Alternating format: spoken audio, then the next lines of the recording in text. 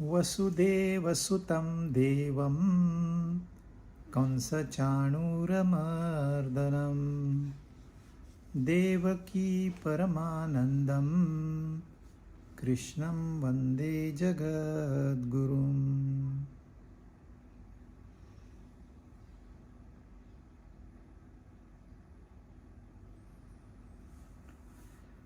आठवां अध्याय 23 श्लोक हमने पूरे किए थे, 24वां पढ़ा था।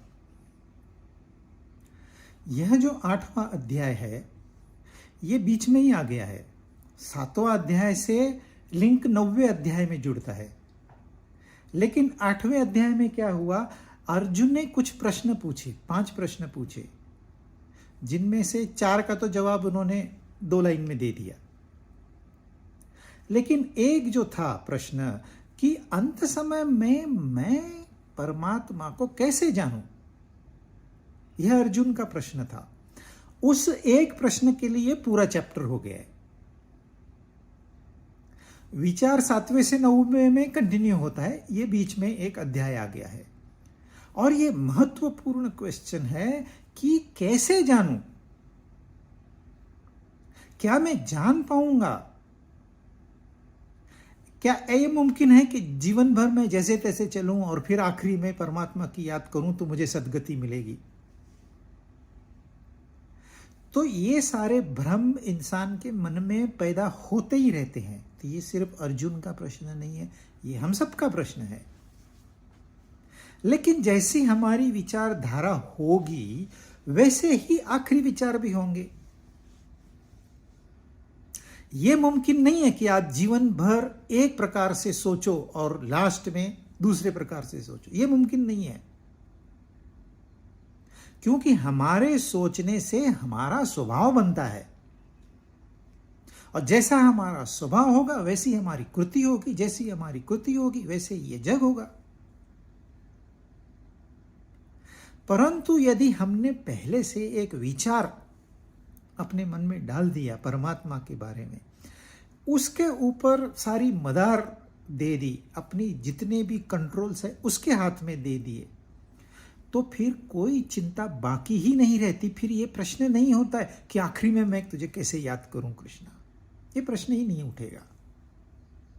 पर हम संसार में इतने इन्वॉल्व है कि हमें जरा सी भी एक शंका नहीं आती कि परमात्मा भी हो सकते हैं, कोई तो नियंता भी हो सकता है। हमें लगता है हम ही नियंता है, और सच्चाई तो वैसे हम ही नियंता है, पर हम भूल गए हैं कि हम नियंता है। हम इस व्यक्ति को नियंता मानते हैं, दरअसल यह आत्मा नियंता है। बुद्धि कुछ नहीं कर सकती। आत्मा यदि बुद्धि की ताकत निकाल दे तो बुद्धि की वैल्यू 0 है। यदि आत्मा अपनी शक्ति निकाल दे तो मन, इंद्रिय, विषय, इनकी शक्ति 0 है, ये कुछ नहीं कर पाएंगे। यह भी प्रकृति का ही हिस्सा है, ये भी माइक है, ये भी जड़ है।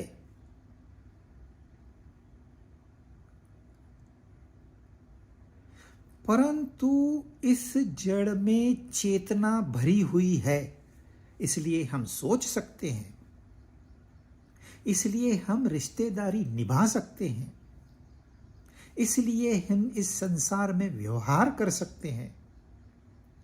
तो ये चेतना कहां से आई? कुछ तो चेतन तत्व होगा कि नहीं? उस चेतन तत्व को मैं कैसे जानूं, अर्जुन का प्रश्न है, और ये हम सबका प्रश्न है। इस प्रश्न का अगर उत्तर हमें मिल गया, हमें और कोई शंका बाकी नहीं रहेगी। सारी शंकाएं दूर। आप व्यवहार करोगे। दुनिया को छोड़ना अध्यात्म नहीं है, फिजिकली छोड़ना, परंतु विचारों से उससे भिन्न होना यह अध्यात्म है। यह क्षण भंगुर है, इतना ज्ञान होना यह अध्यात्म है। हम सोचते हैं ये तो संसार सदा से है, मैं भी सदा से हूं, हम दोनों ही सदा से रहेंगे, चलो मजो कर लो। तो आप भ्रम में हो, मोह में हो, और जब तक इंसान मोह में है वो सुख दुख सुख दुख सुख दुख इस साइकिल में जाता रहेगा। और ये सुख भी क्या सुख है, इसकी कोई कीमत है? अभी आया अभी चला भी गया।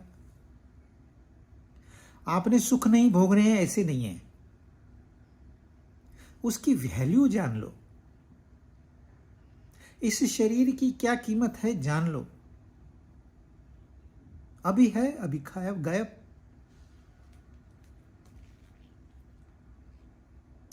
तो उन्होंने अभी ये 24वां 25वां और 26वां जो श्लोक है इसमें दो मार्ग बताए हैं। एक तो है प्रकाश का मार्ग, ज्ञान का मार्ग, निष्काम कर्म का मार्ग।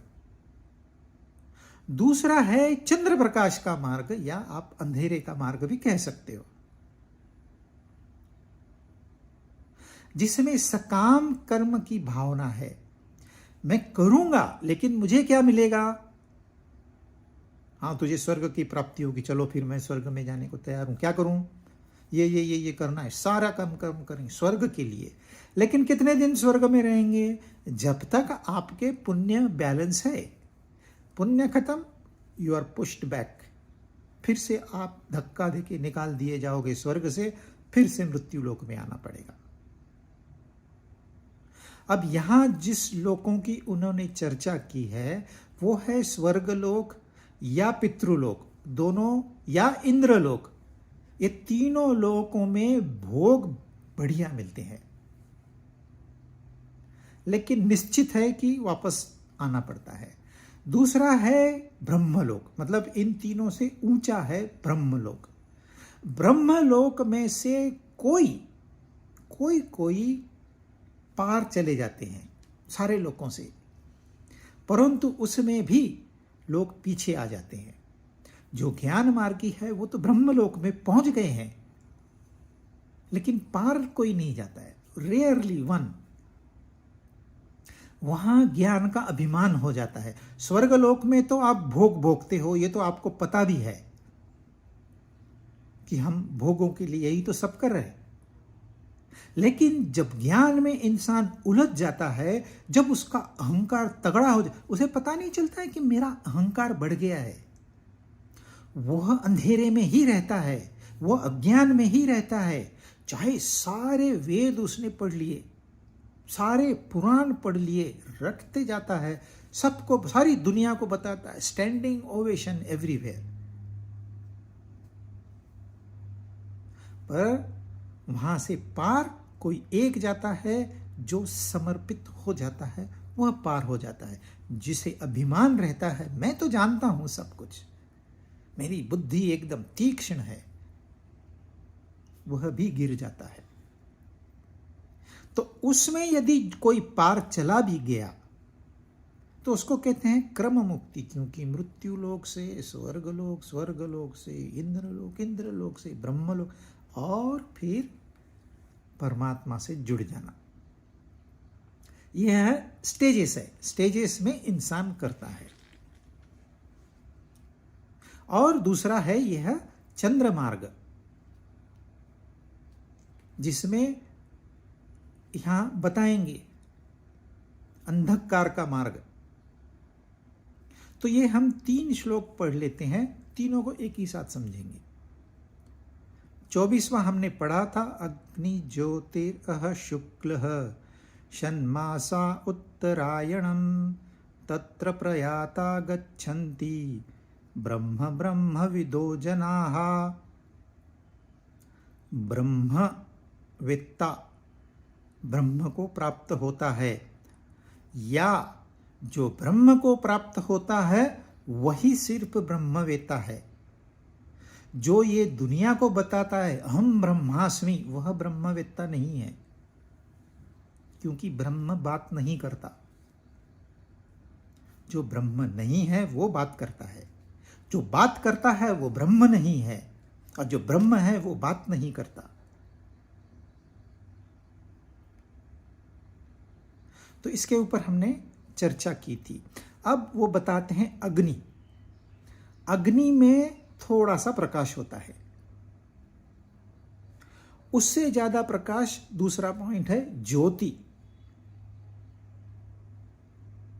जो भी प्रकाश स्वरूप है वह ज्योति है।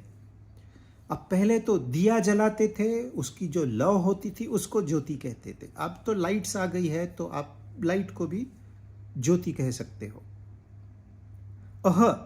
दिन, from sunrise to sunset. Sunset के बाद में भी थोड़ा प्रकाश होता है। उसके बाद में शुक्ल पक्ष। शुक्ल पक्ष में रोज चंद्रमा की रोशनी बढ़ते जाती है, तो प्रकाश मार्ग है। आज थोड़ी रोशनी, कल उससे ज्यादा, फिर उससे ज्यादा, फिर उससे ज्यादा रोशनी बढ़ते जा रही है शुक्ल पक्ष में। और 6 महीने का उत्तरायण। आप यदि पश्चिम दिशा में मुंह करके खड़े हो तो जो आपके दाहिने हाथ में है वह उत्तर दिशा है, और जिस सूरज थोड़ा थोड़ा इस दिशा में बढ़ता है तो उसको कहते हैं उत्तरायण। और जो बायां साइड है, जब सूरज उस साइड में जाता है तो उसको कहते हैं दक्षिणायन।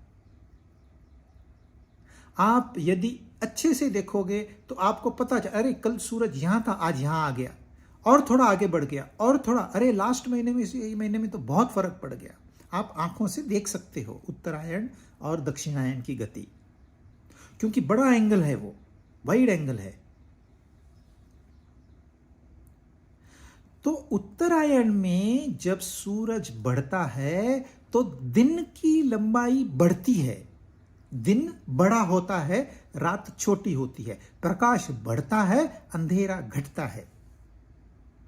और दक्षिणायन में जब सूरज जाता है तो दिन छोटा होता है, रातें लंबी होती है, यानी कि प्रकाश कम हुआ और अंधेरा बढ़ गया।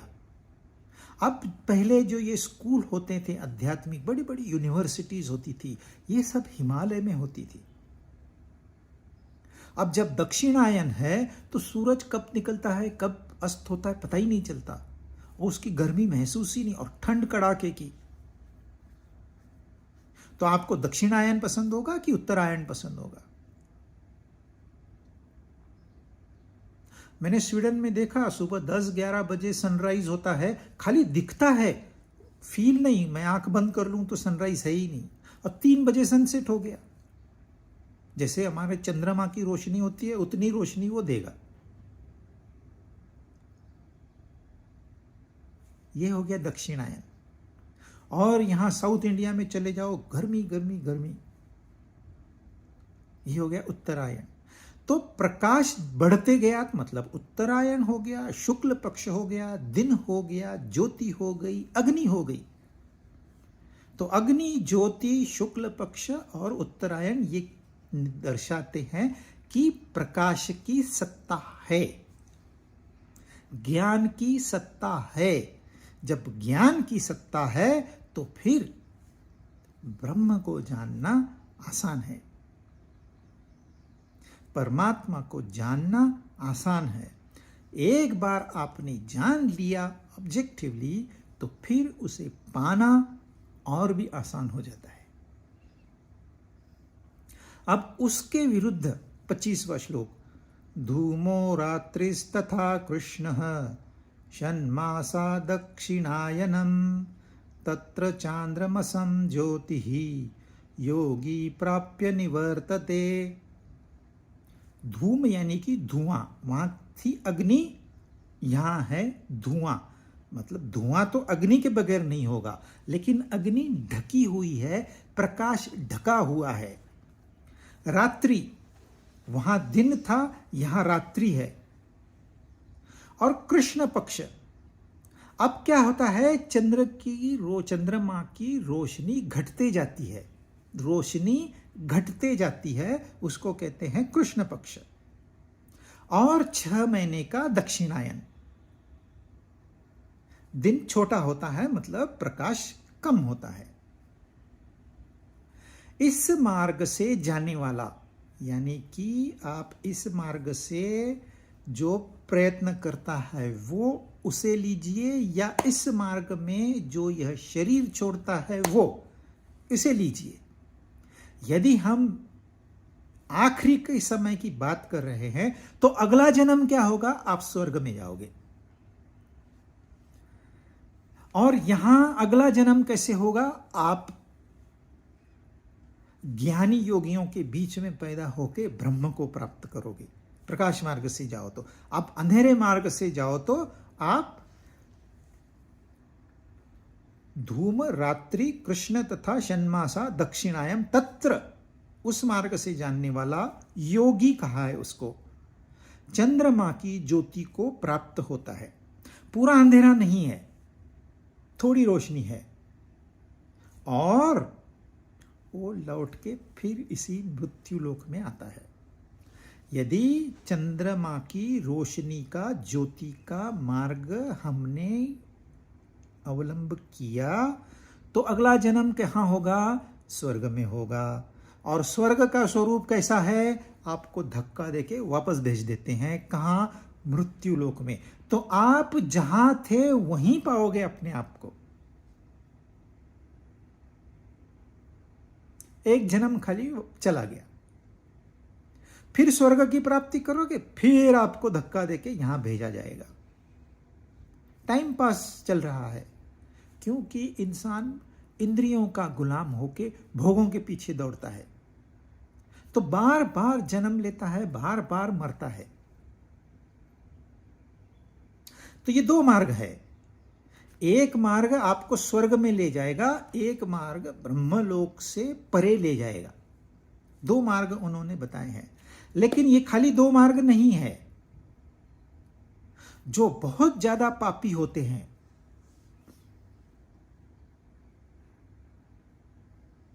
वो नरक में पैदा होते हैं, जिसका जिक्र यहां नहीं किया है, क्योंकि यहां तो अर्जुन का सवाल है, मैं तुझे कैसे याद करूं, लास्ट एकदम आखिरी मौके पे।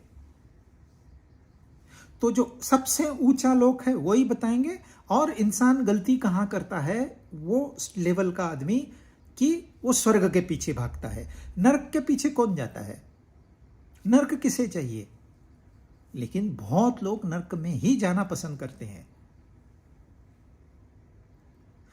मैं बच्चा था तब हमारे यहाँ एक बुढ़ी अम्मा थी, इतनी बड़ी तो नथ थी उसकी, ऐसे लगता था अभी कान नाक ही फट जाएगा उसका।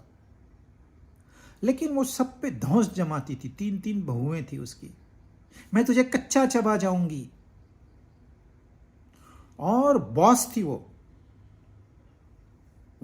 वर्चुअली कंट्रोल करती थी पूरे फैमिली को, और हमेशा ये डायलॉग उसका, मैं तुझे कच्चा चबा जाऊंगी। बाद में मुझे पता चला ये पढ़ने के बाद, वो कहाँ गई रहेगी, वो पक्का शेरनी हुई, क्योंकि कच्चा खाने के लिए इंसान का तो जन्म काम में नहीं आएगा, इंसान नहीं कच्चा खा सकता।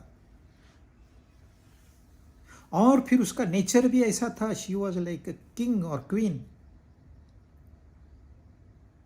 तो वो तो शेरनी ही बन सकती है।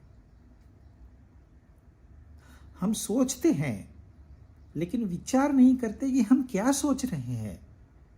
सोचने के लिए भी सोचना पड़ता है, ये हमें पता ही नहीं है। हमको लगता है मन में विचार आ गए, हम मतलब हम सोच रहे हैं, लेकिन ये मन, ये इसको समझना बहुत ही कठिन है। बड़े बड़े महात्मा, संत, ऋषि मुनि, इनका भी मन फिसल जाता है। आप मन को खाली छोड़ दो, गया संसार में, और इंद्रियां उसको ऐसे हर लेती है, क्षण मात्र में कहां से कहां पता ही नहीं चलता। इंसान गलती क्यों करता है? यदि उसका मन काबू में होता तो वो गलती करता क्या? मन को काबू में रखना बहुत मुश्किल है। जिसने मन को काबू में कर लिया, उसने सारा जगत जीत लिया। तो विचार आते हैं, इसका मतलब हम सोचते हैं, ऐसा नहीं है। इन विचारों के प्रवाह को नियंत्रित करना, वह सोचना है। एक बार विचारों पे ये अंकुश लगा दिया, फिर जिंदगी बहुत आसान है। अनजाने में हम ऐसी ऐसी बातें सोचते हैं जिसका रजिस्ट्रेशन हो जाता है हमारे अंदर। उस पहले तो वो मेमोरी में रहती है, आपको यादगिरी होगी, हाँ मैंने ऐसे सोचा था। बाद में यह याददाश्त भी चली जाएगी, अरे मैंने ऐसे सोचा था, मुझे तो याद ही नहीं है। याददाश्त चली गई, लेकिन गई कहां? वो शून्य नहीं हुई है, वो बीज रूप से आपके ही अंदर है, वह आपका अब स्वभाव बन चुका है। और यही बीज कंटिन्यू होगा इस जन्म से। इस जन्म में भी वही बीज अंकुरित होगा, अगले जन्म में भी वही बीज अंकुरित होगा।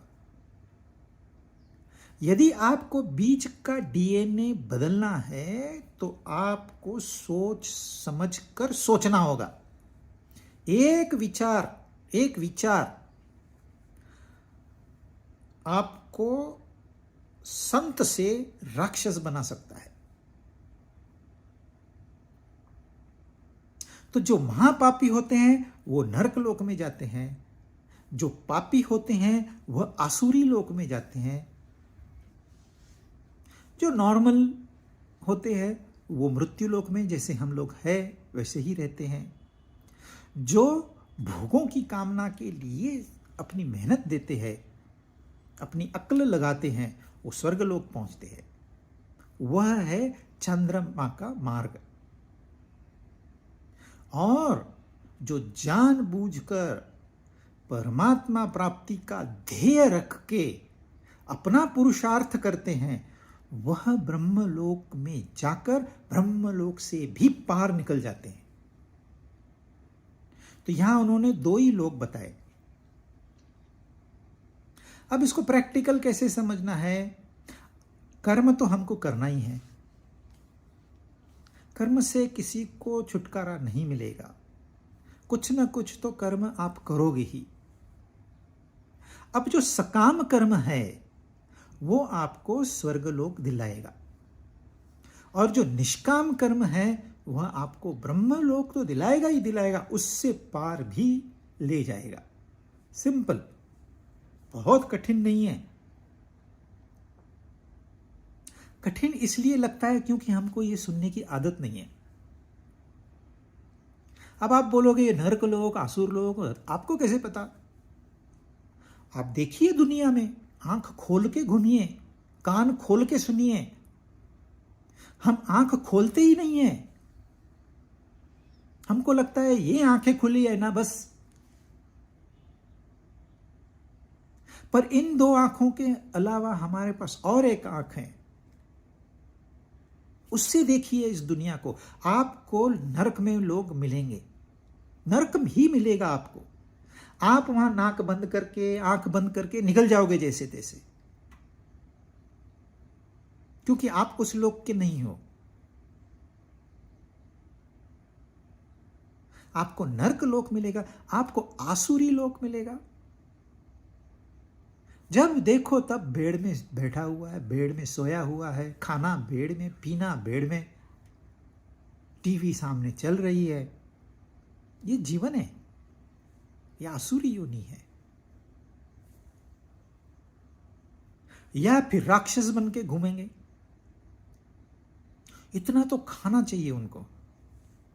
वो केजीज में, हम लोग ग्राम्स में खाते हैं, वो लोग केजीज में खाते हैं। या फिर आपको दिखेंगे ऐसे लोग जो ऐशो आराम में तो है ही है, वो संपत्ति तो है ही है, शांति भी है। जो राक्षस योनि में होते हैं उनके पास पैसा होता है बहुत, लेकिन शांति नहीं होती, दे आर डिस्टर्ब्ड। लेकिन जो स्वर्ग लोक में है उनके पास धन संपत्ति, नौकर चाकर, गाड़ियां, बंगले, ये तो होते ही है, लेकिन ये तो राक्षसों के पास भी होते हैं। परंतु इनका मन रिलेटिवली शांत होता है, क्योंकि इनका कर्म सकाम है, पर फिर भी वो मुझे और अच्छा स्वर्ग मिले इसलिए दान भी देते हैं,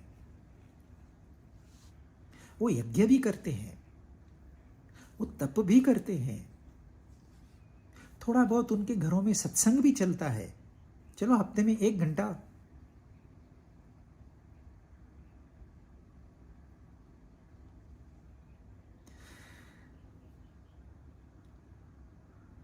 परंतु जिन्होंने अपने जीवन का ध्येय पहचान लिया है वो इन झंझटों में नहीं पड़ते। न मुझे स्वर्ग लोक चाहिए, न मुझे इंद्र, राक्षस योनि तो सवाल ही नहीं है, आसुरी योनि तो सोचना भी नहीं है। तो यहां इन्होंने ये 2 लोक बताए हैं, और एक लोक में जाके इंसान लौटता है, दूसरे लोक से लौटता नहीं है। जो ब्रह्म लोक में जाके उसके पार चला जाता है, यानी कि ब्रह्म को पहचान लेता है, परमात्मा को पहचान लेता है, वह लौटकर नहीं आता। जो स्वर्ग की कामना करके अपना पुरुषार्थ करता है, स्वर्ग लोक पहुंचता है और लौट के आता है। शुक्ल कृष्णे गति हेते जगत शाश्वते मते एकया यात्यनावृत्तिम अन्यया वर्तते पुनः। क्योंकि शुक्ल और कृष्ण ये दोनों गतियां अनादि काल से जगत के साथ में मानी गई है।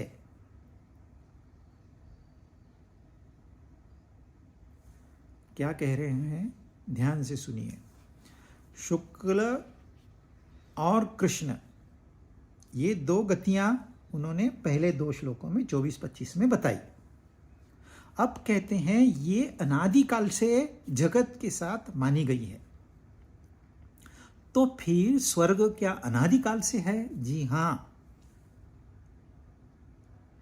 हम अनादिकाल तक स्वर्ग में रह सकते हैं? जी नहीं।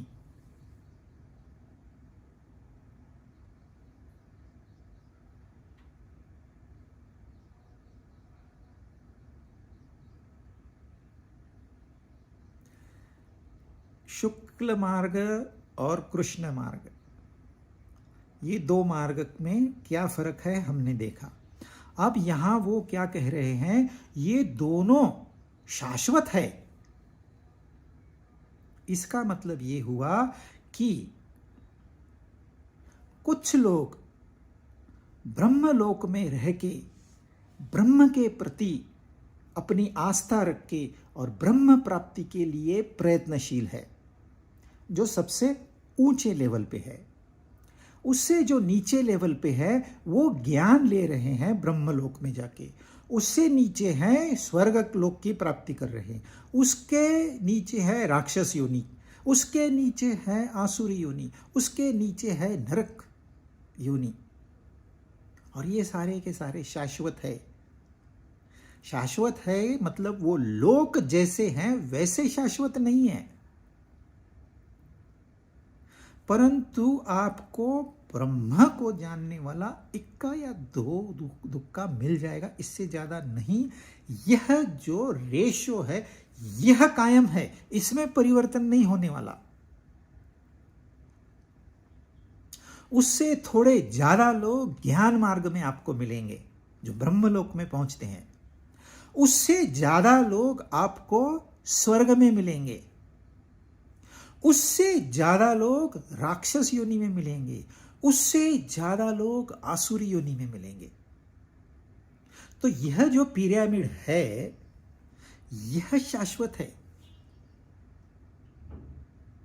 आप किसी कंपनी की या किसी ऑर्गेनाइजेशन का ऑर्गेनाइजेशन चार्ट देखिए, ऊपर में एक ही होता है, फिर 2-4 लोग पॉलिसी बनाने वाले होते हैं, फिर थोड़े लोग पॉलिसी को एग्जीक्यूट करने वाले होते हैं, फिर थोड़े और ज्यादा लोग सुपरविजन करते हैं उसके ऊपर, और उससे भी ज्यादा लोग मेहनत करते हैं। तो यह जो पिरामिड है यह पिरामिड सब ऑर्गेनाइजेशन के लिए कॉमन है, यह शाश्वत है। ऑर्गेनाइजेशन शाश्वत नहीं है, पर उसका स्ट्रक्चर जो है वो शाश्वत है। वैसे ही इस आध्यात्मिक मार्ग में सबसे ऊंचे जाने वाला कोई एक या दो ही मिलेंगे आपको दुनिया में, जो सच्चे भक्त है, जो अपनी जान की भी परवाह नहीं करेंगे, इतना उनका दृढ़ विश्वास होता है। फिर उसके नीचे आपको ज्ञानी मिल जाएंगे, फिर उसके नीचे भक्त लोग मिल जाएंगे, फिर उसके नीचे आपको कर्मी लोग मिल जाएंगे, फिर उसके नीचे अकर्मी लोग मिल जाएंगे। यह जो रेशो है यह शाश्वत है। स्वर्ग शाश्वत नहीं है, नरक शाश्वत नहीं है, परंतु 6 बिलियन लोग हैं तो कितने लोग कहां पर होंगे, इसका जो रेशो है यह शाश्वत है। वही पिक्चर आपको जो हजारों साल पहले था वही आज है और वही 1000 साल बाद में आपको दिखाई देगा। जब तक यह संसार है यह रेशो आपको मिलेगा ही मिलेगा। इसलिए आपने यह सोचना है कि मैंने कौन सा मार्ग पकड़ना है। अगर परमात्मा को मुझे आखिरी वक्त में जानना है तो आज मैंने क्या करना है, कौन से मार्ग से जाऊं। स्वर्गलोक सबसे लुभावना है, बहुत अट्रैक्टिव, और उसका मार्ग फिसलन वाला है। कब इंसान नरक में गिर जाता है पता ही नहीं चलता। दिखता सामने स्वर्ग है, हम जा तो स्वर्ग में रहे हैं, लेकिन फिसलने इतनी है कि पूछो मैं, थोड़ा कुछ देखा नहीं तो इंसान का पैर फिसल जाता है। और इंद्रियां तो इतनी बलवान है कि अच्छे भले का भी काम बिगाड़ दे। कब वो उस नरक में ले जाएगी जीव को पता भी नहीं चलेगा। नरक में कोई जानबूझकर नहीं जाता है, जाना सब स्वर्ग में जाना चाहते हैं, लेकिन कोई नीचे गिर जाता है। लेकिन जो समझदार होता है, अक्लमंद होता है, वो कहता है नहीं, मुझे स्वर्ग भी नहीं चाहिए, मुझे तो वही चाहिए, दैट्स ऑल, एक ही लक्ष्य। और इन सब का कहना एक ही है, पहले आप अपना ध्येय निश्चित कर लीजिए। यदि आपके जीवन में ध्येय नहीं है तो आप पैदा हुए और मरे, उससे क्या फर्क पड़ा। कितने लोग आए और कितने चले गए। हम तो अपने पूर्वजों के नाम तक नहीं जानते। हमने तो उन देखना तो दूर, नाम भी नहीं जानते, उनका वर्णन भी नहीं मालूम हमें। हमारे अपने पूर्वज, बाकियों की क्या बात करनी। आए और चले गए, कोई मतलब है जीवन का। आपको बोला नहीं जाओ आप जापान घूम के आओ 8 दिन, आप गए, फ्लाई किया जापान में, एयरपोर्ट पे सो गए, फिर वापस रिटर्न फ्लाइट लिया, वापस आ गए। क्या घूमना है? अरे जाना आना कोई घूमना होता है। गए किस लिए? हम आए क्यों इस संसार में? आए और चले गए, और एक जन्म व्यर्थ। अब पता नहीं फिर कब इस जन्म में आएंगे हम। यह मौका है, इसका पूरा का पूरा लाभ उठाने का अधिकार हमें है, वो हमारा हक है, और स्वयं परमात्मा ने हमको ये प्रदान किया है। लेकिन हमारा ध्यान कहाँ है? वो स्वर्ग में। सब लोग वहां जाते हैं ना, मेजॉरिटी सबको वही चाहिए, तो हम भी पागलों के जैसे उन्हीं के पीछे दौड़ रहे हैं। क्राउड के पीछे दौड़ने वाला इंसान की अक्ल मारी गई है, ऐसे कहते हैं। आप अकेले चलना सीखिए। जो अकेला जाता है वो अपने आप उसके आगे मार्ग खुलते जाते हैं। परमात्मा स्वयं उसकी सहायता करता है। तो कहने का मतलब है आप सोच समझ के जाइए। स्वर्ग में जाने वालों को भी यहां योगी कहा है, भोगी नहीं कहा।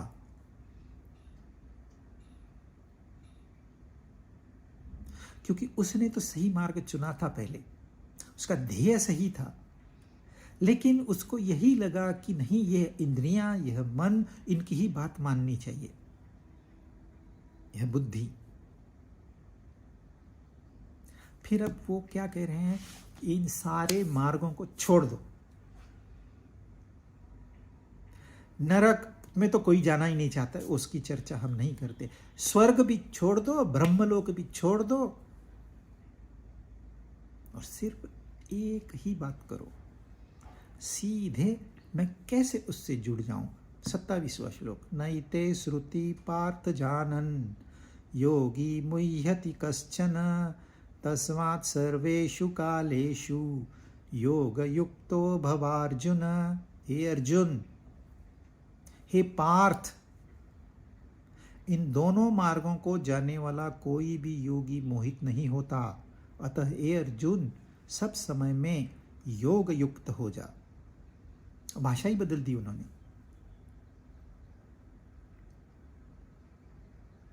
अब बोलते योगी बन जा। तो ये हम पहले उन्होंने जो स्वर्ग मार्ग जाने वाला उसको योगी कहा है, जो ब्रह्म मार्ग से जाने वाला है वो तो योगी है। अब कहते हैं इनको छोड़ और तू योगी बन जा। भगवत गीता पढ़ना थोड़ा सा ट्रिकी है, आपको ये बार बार पढ़ना पड़ता है, क्योंकि उनकी भाषा ऐसे लगता है ना ये विरोधाभास कर रहे हैं। यहाँ पर एक बार कहते हैं ये योग है, दूसरी बार कहते हैं तू योगी बन जा, मतलब तू योगी नहीं है। और मैंने स्वर्ग को प्राप्ति की, आपने कहा स्वर्ग को प्राप्ति करना भी योग है, अब आप कहते हो योगी बन, मतलब मैं योगी नहीं हूं।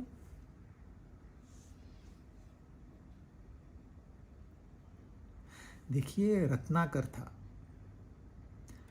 कितना बड़ा डाकू था, लोग थर थर कांपते थे, कोई उस वन से जाने को तैयार नहीं था, लेकिन मार्ग दूसरा था नहीं। राजा के सिपाही उसको ढूंढ ढूंढ के परेशान हो गए थे, वो मिलता ही नहीं था। उसका परिवार था, उसके असिस्टेंट थे, कोई अकेला आदमी नहीं था, ग्रुप था बड़ा, फिर भी उसको कोई ढूंढ नहीं पाया। जो ढूंढने आता वो खत्म हो जाता मार्ग में। तो उसने स्वर्ग मार्ग, नरक मार्ग, राक्षस योनि, आसुरी योनि, ये ब्रह्मलोक, ज्ञान की बातें, ये सब कुछ नहीं किया। उसको एक बार सिर्फ एक ऑथोराइज्ड ऋषि ने एक बात बताई, एक ध्येय निश्चित करने को कहा, सारा सीन बदल गया। कहाँ वो रत्नाकर डाकू और कहाँ वाल्मीकि ऋषि।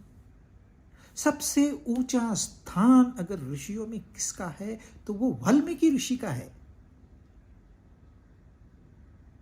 ऐसी रचना उस समय, जबकि लिटरेचर भी डेवलप नहीं हुआ था,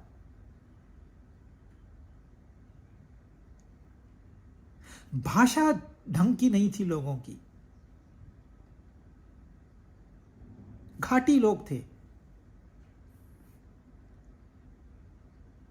कहां वाल्मीकि ऋषि और कहां वो रत्नाकर, सीधे लिंक जुड़ गई उसकी। वो यहां कह रहे हैं तस्मात् योगी भव अर्जुन, बार बार कहेंगे, एक बार नहीं।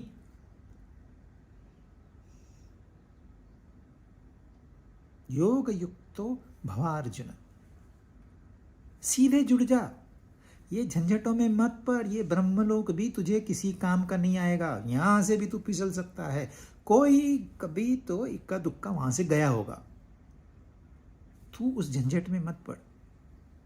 हमको कह रहे हैं, कौन कह रहा है? भगवान स्वयं है। यह ऐसे ऐसे मार्ग है, ये जानकारी हमें क्यों होनी चाहिए, नहीं तो हम फिसल जाएंगे। स्वर्गलोक है, उन्होंने बताया, ब्रह्मलोक है, यह भी बताया, ब्रह्मलोक से भी मार्ग से पार पाया जा सकता है, यह भी बताया, लेकिन इन झंझटों में मत पड़ो, इसकी जानकारी अपने साथ रखो ताकि योगी बनते वक्त कहीं फिसल नहीं जाओ। एक बार उस रत्नाकर ने निश्चय कर लिया, फिर उसे दुनिया की कोई ताकत पीछे खींच नहीं पाई। कहते हैं पूरा मौंड उसके ऊपर बन गया था, मिट्टी का ढेर।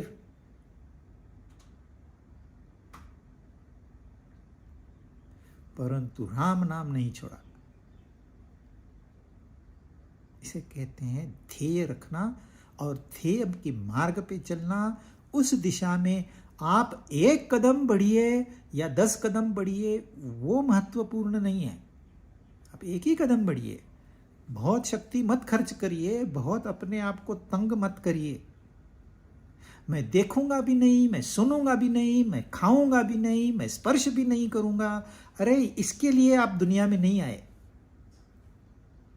These are negative ways of looking at spiritual life. आपने ये सब चिल्लर है, चलती रहेगी। बच्चों का खेल है, खेल चलता रहेगा। इस खेल का सूत्रधार कौन है, वह मेरा ध्येय है। मुझे उस सूत्रधार से मिलना है और उसके जैसा बनना है। फिनिश। ये चलता रहे, इसको बंद मत करिए, नहीं तो फ्रस्ट्रेशन आ जाएगा। अब आप 1 कदम बढ़ाइए, थक गए, बैठ जाइए, नो प्रॉब्लम। रोज 1 ही श्लोक करिए। अरे है कितने, 700 श्लोक, 700 दिन का काम है। चलो 1 श्लोक नहीं होता है, आधा ही श्लोक करिए। 2 दिन में 1 श्लोक करिए। 700 700 1400 दिन लगेंगे। अपने पास कितना समय है? अपने पास 40,000 दिन है। 1000-2000 दिन इसके लिए दिए तो क्या होगा? लेकिन वो 40,000 काम के नहीं है, ये आप समझ लीजिए। इसमें दिया हुआ 40 मिनट भी काम के हैं।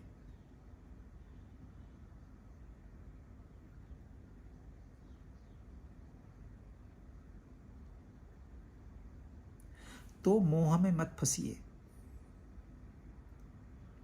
इतने बढ़िया बढ़िया विज्ञापन आते हैं, लोग विज्ञापनों को व्हाट्सएप पे वायरल करते हैं। अरे विज्ञापन है, तू क्या उनका तुझे कुछ पे करने वाले हैं? विज्ञापन किसी का है, मुनाफा कोई कमाने वाला है, वस्तु कोई खरीदी करने वाला। आप उस विज्ञापनों को स्प्रेड कर रहे हो फुक्कट में। हाँ चलो, आपको कमीशन मिलती हो तो आप करिए, उसको वायरल करिए, कमीशन तो लीजिए ना, मुफ्त में। ये संसार ऐसे है, यहाँ विज्ञापन चल रहे हैं। थोड़ी मूवमेंट हो गई, आपका ध्यान चला जाएगा, कंसंट्रेशन गया। Movement, just little movement. बंद टीवी का आप देखोगे नहीं, जरा कहीं पिक्चर इधर उधर होगा, अरे चालू हो गया, फिर बंद हो गया।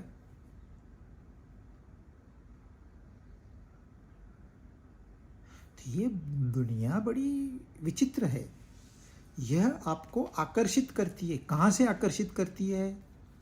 जहां आप रहना चाहते हो उससे परे, जहां आपका आनंद है उससे परे। आपको कहां आकर्षित करती है? दुखों की ओर। और हम मूर्खों जैसे जा रहे हैं।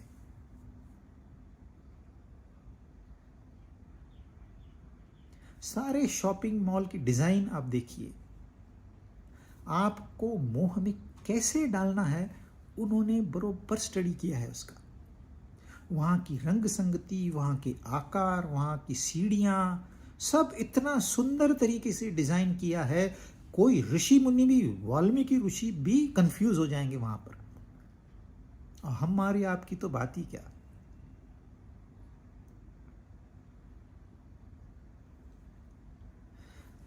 इसलिए योग युक्त भवार्जुन, बस एक मेरा ध्येय, मैं उस ध्येय से जुड़ा रहूंगा, बाकी सबको नमस्ते।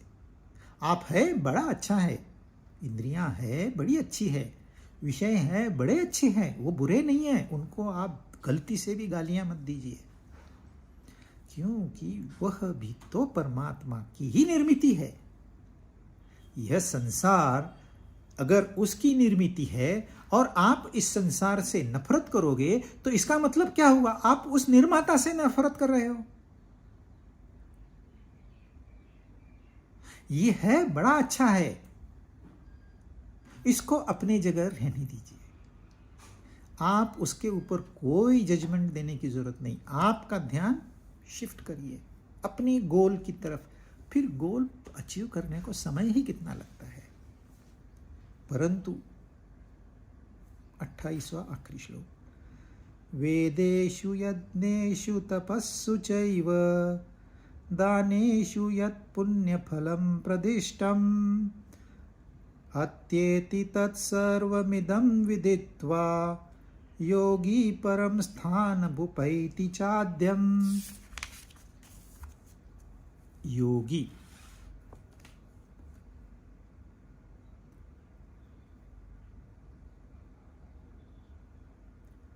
योगी इसको जानकर वेदों में, यज्ञों में, तपों में तथा दान में जो जो पुण्य फल कहे गए हैं उन सभी पुण्य फलों का अतिक्रमण कर जाता है और आधिष्ठान परमात्मा को प्राप्त हो जाता है। सिंपल लैंग्वेज में बताऊंगा, हम लोग अध्यात्म करते हैं मतलब क्या करते हैं? दान पुण्य करेंगे, तप करेंगे, यज्ञ करेंगे और वेद का ज्ञान लेंगे। ये हमारी आध्यात्मिक साधनाएं हैं। लेकिन इन सभी साधनाओं में मर्यादा है, क्योंकि इन सभी साधनाओं का एक फल है जो कि मर्यादित है, विनाशी है, खत्म होने वाला है। वह अविनाशी नहीं है। तो फिर ये चारों प्रक्रियाएं जो यहाँ बताई है, जिसको हमने बहुत सारा ग्लोरीफाई किया है, यह भी तो मर्यादित है। यह हमें अविनाशी तत्व तक नहीं ले जाएगी, ये स्वयं विनाशी है।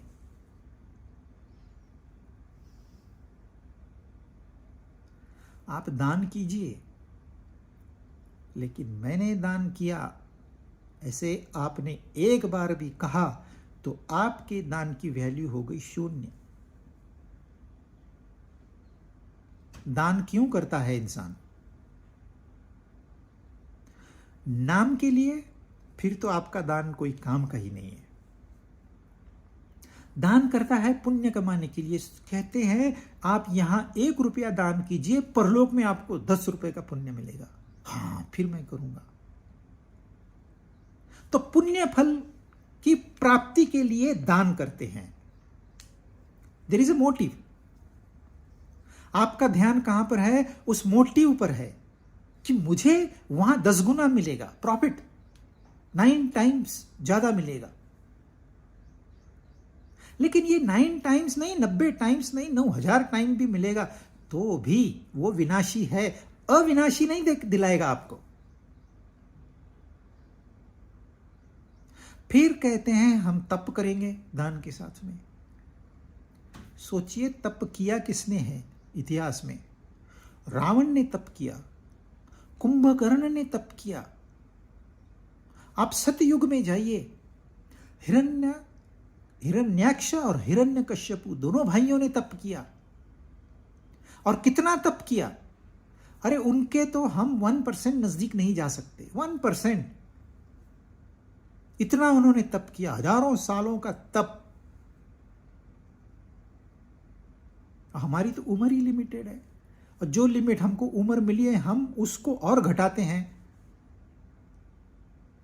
गलत व्यवहार से उम्र घटती है, गलत खाने से उम्र घटती है, आचार विचार गलत होने से उम्र घटती है। हम घटाते हैं, बढ़ाते नहीं हैं उम्र को।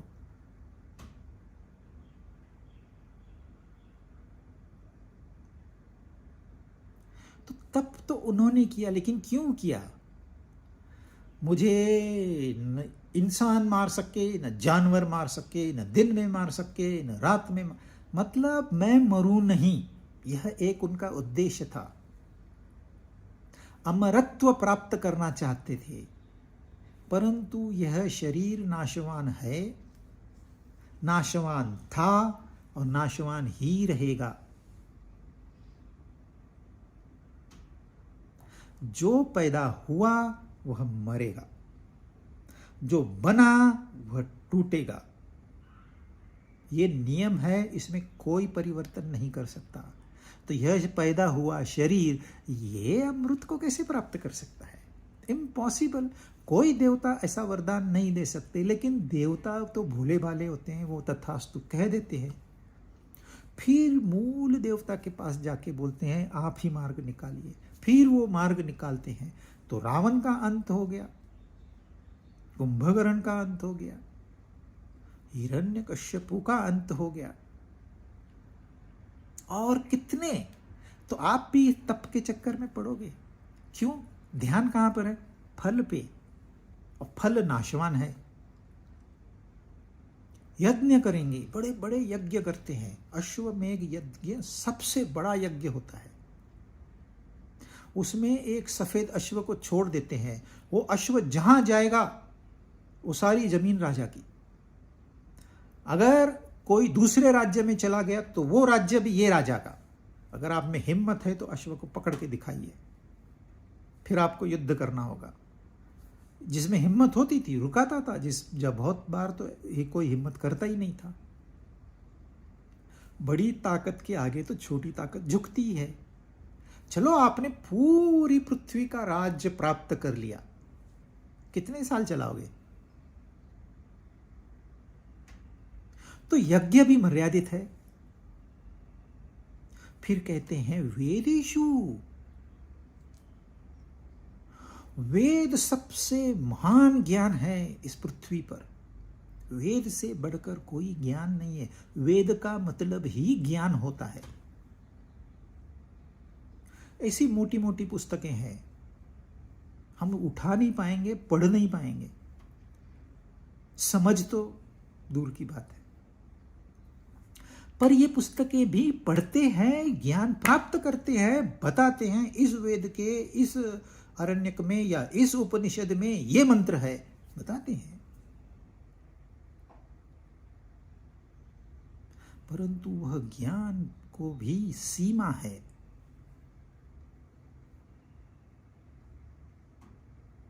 तो फिर क्या करें? इन सब का अतिक्रमण करो, सब छोड़ दो।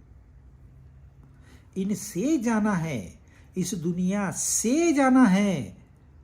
दुनिया एक रण नदी है, इसमें क्रोकोडाइल है, इसमें शार्क है, इसमें बहुत सारी प्रॉब्लम्स है। ज्ञानी लोग कहते हैं तुमको क्रोकोडाइल दिखता नहीं है, फिर भी घुसते चले जा रहे हो। अरे ये तो ड्रग को टेस्ट करने जैसा है। तो आप फेंस तक ही बैठोगे? आपके ज्ञान का मतलब क्या, फायदा क्या? इसको क्रॉस करना है, इस सारी मुसीबतों को पार करना है, क्योंकि सच्चा आनंद तो उस शोर पे है, उस किनारे पे है।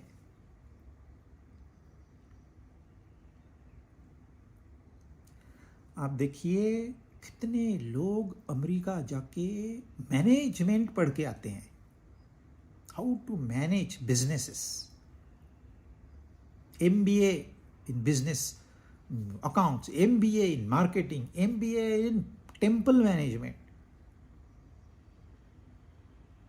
पर करते क्या है? करते नौकरी है। एक ने किसी कहीं देखा, पैसा था, अनपढ़ आदमी, गंवार आदमी, मंदिर में उसने देखा लाइन लगी हुई है, हर इंसान 10-10 रुपए, 5-5 रुपए, 1-1 रुपया डाल रहा है। उसने कैलकुलेशन किया, इतना कलेक्शन है। तुरंत उसने कहा ये मंदिर का बिजनेस बहुत अच्छा है, मैं मंदिर बनवाऊंगा। एक MBA को हायर किया, MBA में टेम्पल मैनेजमेंट, तो इधर आ जा, कितनी पगार चाहिए? 2 लाख। चल 2 लाख रुपए तेरी पगार, चल बना मंदिर। क्या प्रोजेक्ट रिपोर्ट करना है कर, जो लोन लेना है ले, कितना पैसा चाहिए मेरे से ले जा, मुझे मंदिर चाहिए और यहाँ लाइन चाहिए 10-10 रुपए डालने वालों की। अब मैं तो और आइडिया निकालूंगा, 100 वाली भी लाइन बनाऊंगा, 500 वाली भी लाइन बनाऊंगा, खूब पैसा कमाऊंगा। है अनपढ़, सारा मुनाफा मिलेगा उस अनपढ़ को। और ये पढ़ा लिखा जो है MBA इन टेम्पल मैनेजमेंट, इसको क्या मिलेगा? वही फिक्स्ड सैलरी। जिसने पढ़ाई की वो नौकर बन गया, और जो अनपढ़ है वो मालिक बन गया। परमात्मा स्वयं मालिक है, और वो सिर्फ मालिक को पहचानता है, नौकर या हाथ फैलाने वाले को परमात्मा नहीं पहचानता।